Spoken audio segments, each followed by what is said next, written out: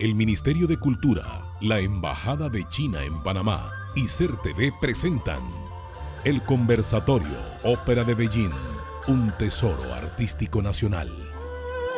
Bienvenidos al Conversatorio Ópera de Beijing, un tesoro artístico nacional, previa a la presentación de Las Guerreras de la Familia Yang por parte de la Compañía Nacional de Ópera de Beijing de China. Vamos a hablar un poco de este intercambio cultural, de qué es la Ópera de Beijing, de esta obra. Me acompaña Alessandra Schellgedrup, directora nacional de Derechos Culturales y Ciudadanía de Mi Cultura, y el embajador de China en Panamá, Wei Qian. Bienvenidos, gracias por estar con nosotros. Muy buenos placer. días, un placer, gracias. Vamos a comenzar con el embajador.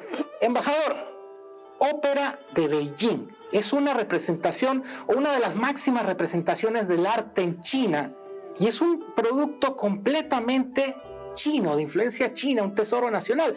Háblenos un poquito de la Ópera de Beijing, embajador. Sí, con mucho gusto. Es de verdad con sentimientos muy fuertes, ¿no? De orgullo, de ilusión, de alegría, como la Embajada China en esta ocasión, en vísperas del Festival de la Primavera, en celebración del Año Nuevo Chino, Año del Tigre, esta vez, ofrecer este espectáculo de la Ópera de Beijing, que, como usted bien dice, representa una de las expresiones, ¿no?, más sublimes, más elevadas, que refleja más genuina y auténticamente, y según muchos expertos, mucha gente entendida en el tema, que no es mi caso personal,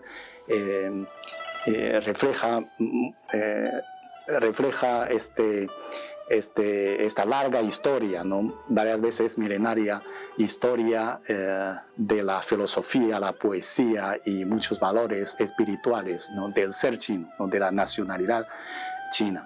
Así que, como se dice también, un arte cuanto más nacional sea, más internacional será.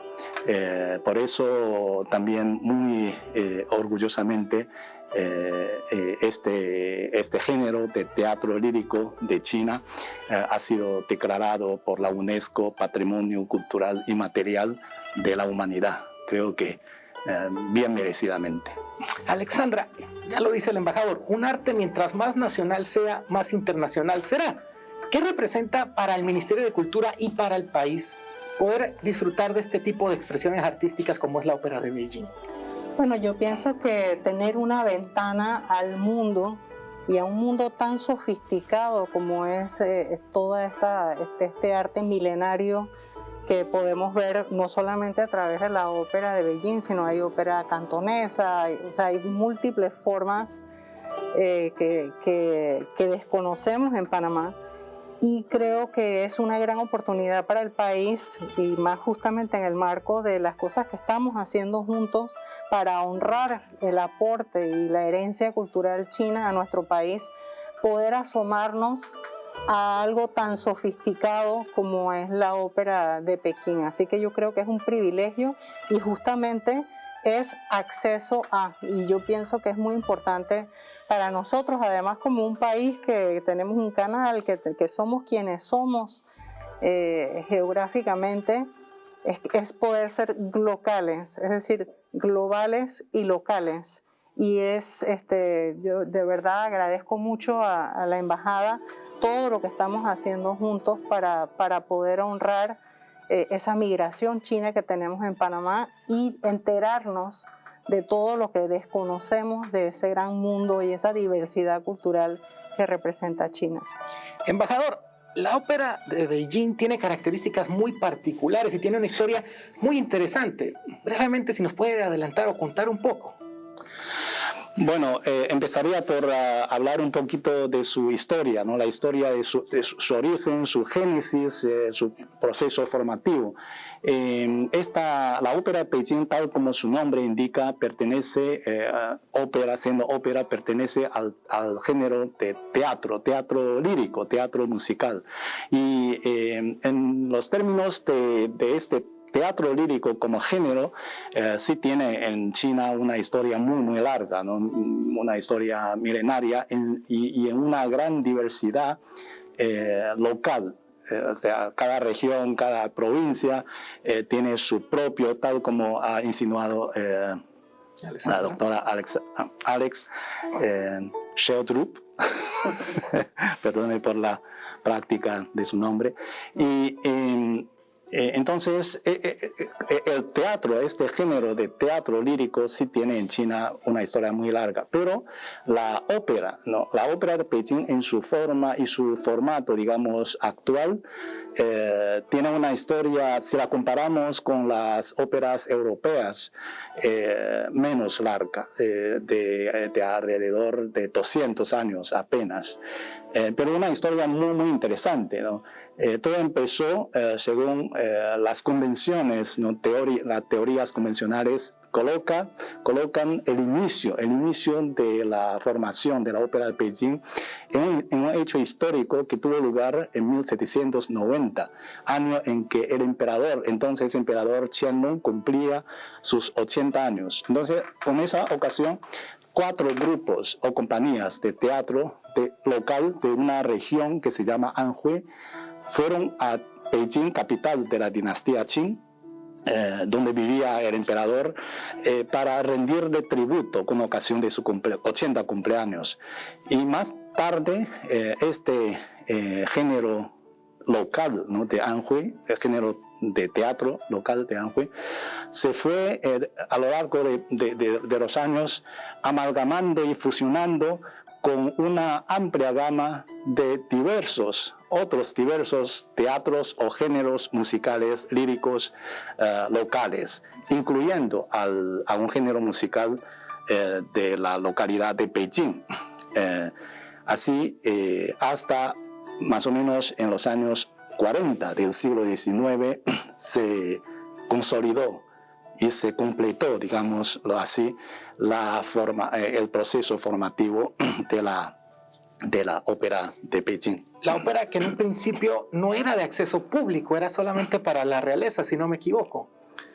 Y posteriormente se abre al público en general, ¿no? Al principio estas representaciones artísticas eran más para las casas reales, las casas de aristocráticas, etc.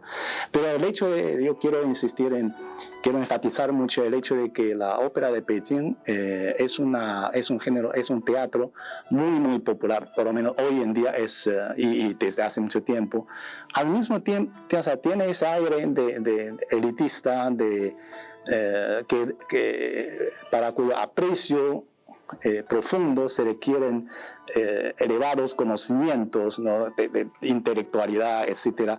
Pero al mismo tiempo, también la ópera de Beijing es un teatro muy accesible, muy popular, a tal punto que un reflejo de ello, de lo popular que es la ópera de Beijing, está en el hecho de que antiguamente o tradicionalmente, hasta hoy en día, todavía en cierta forma, en cierta medida, eso se refleja, el código de sala, o sea, los lugares de representación, los teatros, no son teatros como la Scala de Milano, como el teatro, la ópera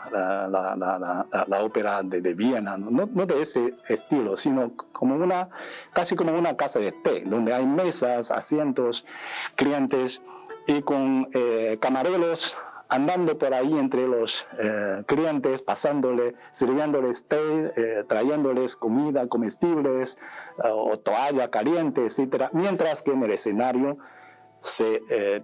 tiene lugar una actuación, una representación artística. Y el código de sala de ópera de Beijing es muy flexible, es muy participativa. La gente, el público, aclama o también abuchea en cualquier momento que le dé la gana. Y la sala no es muy tranquila. A veces hasta se puede ver ruidosa. Esto también se va a notar un poco, creo yo, no enteramente para mi gusto, pero en esta presentación que vamos a ofrecer por CERTV el próximo lunes. Claro, ahora que retome con usted, vamos a hablar justamente de los códigos, porque dentro del escenario hay muchísimos códigos de vestuario, de escenografía, etcétera, etcétera. Alexandra, esto a la víspera del Festival de la Primavera, ¿qué se está haciendo por parte de Mi Cultura? Bueno, estamos en asociación con la Embajada y con el Consejo Nacional de la Etnia China y la Autoridad de Turismo. Hemos planteado el Año Nuevo Chino, el Festival de la Primavera, como un evento país, como un evento que tiene un gran potencial regional para atraer a toda la diáspora asiática de la región, desde Canadá hasta la Patagonia.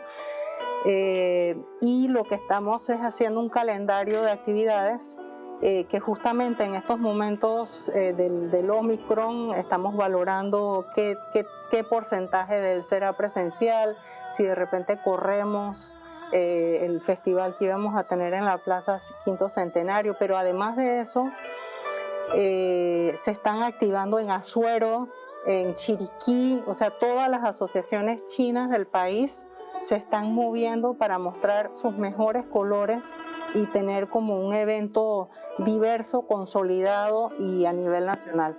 Así que ustedes van a poder ver la programación. Además, estamos trabajando muy de la mano con CERTV para tener una dimensión también fílmica. Vamos a tener un festival de cine, vamos a tener eventos de dragón con todas las asociaciones chinas, van a haber también presentaciones académicas sobre la historia de la presencia china en Panamá. Así que bueno, ahí manténganse fieles a todas las redes de CERTV, de Mi Cultura y de la ATP y de la Embajada, y podrán ir viendo todo lo que vamos a poder ofrecer. Por supuesto.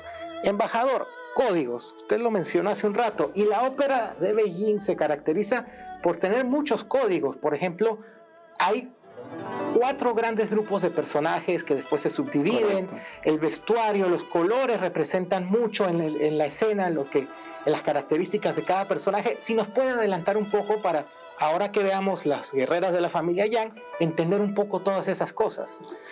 Bueno, hablando de las, en el argot profesional del círculo de la ópera de Beijing, de sus técnicas, de su actuación, de sus técnicas de actuación, a grosso modo, ¿no? Y al modo de entender de un profano en el tema, pues yo creo que para quien desea, quien se propone apreciar seriamente y tratar de captar el auténtico encanto de la ópera de Beijing, convendría tener conocimiento de estas básicos, ¿no? de algunas de las técnicas y métodos básicos de los actores, ¿no? de actuación, como los siguientes. En primer lugar, hay que darse cuenta de que se trata de un teatro cantado, de un teatro lírico, teatro musical. Entonces,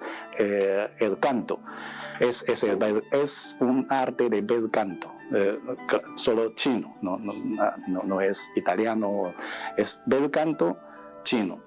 En el canto, en la forma de cantar, en los muchos subgéneros de arias, etc., hay mucho que apreciar, que disfrutar. Y en segundo lugar, es también un teatro hablado, ¿no? Parlamentado. El parlamento también es importante y hay largos trozos hablados, pero en una forma cantada también, o semicantada. Con melodía, ¿no? Sí, o ritmo, que se parece, yo creo que se podría aplicar en este caso la palabra recitativo, ¿no?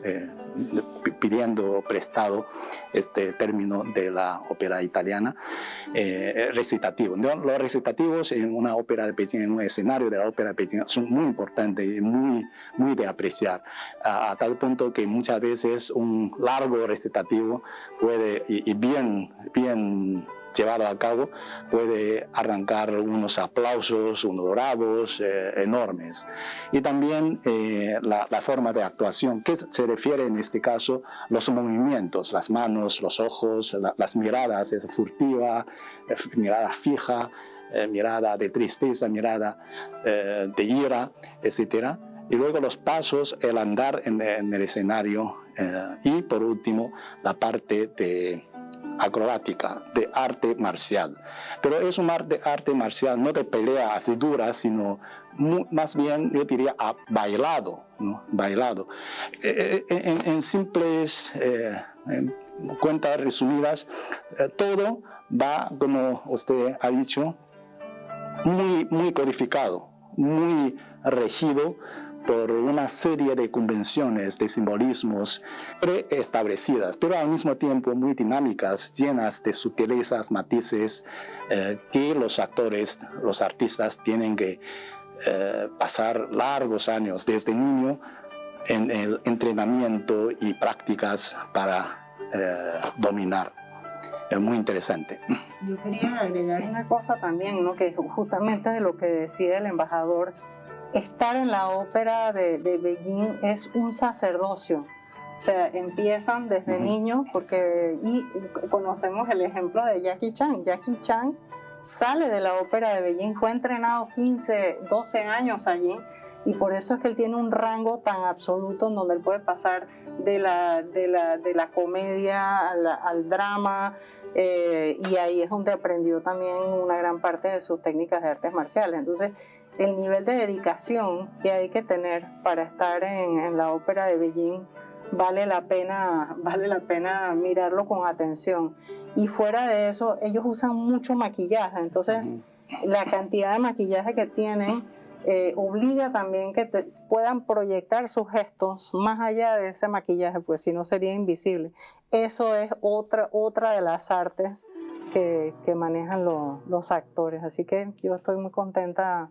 Sí, poco hablando de justamente, siguiendo el hilo de las maquillaje, máscaras, y usted hizo la pregunta acerca de los personajes, ¿no? Sí, en efecto, también eso es importante saber. Hay a grosso modo, de nuevo, cuatro grandes grupos de personajes. El primero, el masculino, ¿no? Que un joven, un rol masculino joven de edad media y también otro subgrupo importante es del anciano. Anciano es barbudo, ¿no? con la barba larga.